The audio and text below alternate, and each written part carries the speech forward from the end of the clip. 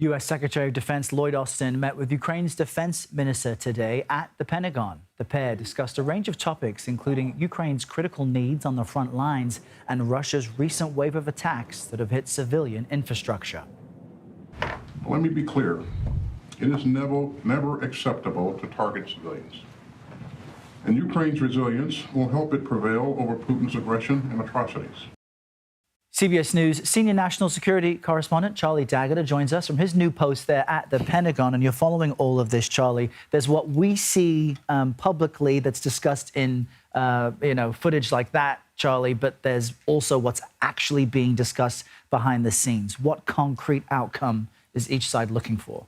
In terms of what was going on behind the scenes, you have Defense Minister Rustem Umerov, who's come here really with cap in hand saying, look, we're going to need more weapons.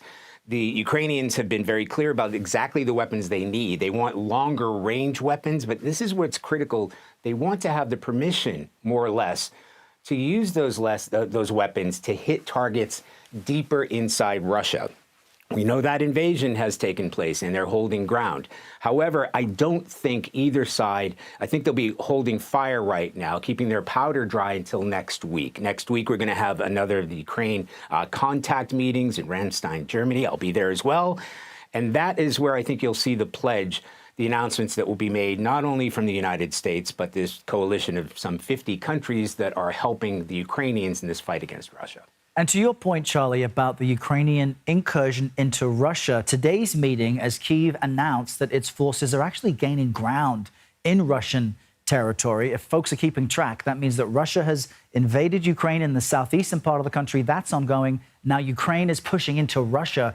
Why is this expansion they're announcing today significant in the context of these meetings? Well, Errol, I'll be completely honest with you. When this first started a few weeks ago, there's a big scramble here. First of all, nobody here was told about it. That is clear. The Ukrainians did not let the Americans know that this was going to happen. Obviously, they're monitoring the situation, so they knew that afternoon that incursion took place. But there are officials here who told us, we think the Ukrainians were actually more successful than they had intended to be when they first started this incursion. But now they have expanded this territory and they are digging in. That's a fact. So they are now putting in defensive positions in that area as if they are going to hold it as we head toward the winter. Now, this might seem like a difficult strategy, considering you're going into Russian territory, but it does present President Putin with a dilemma, according to U.S. officials here.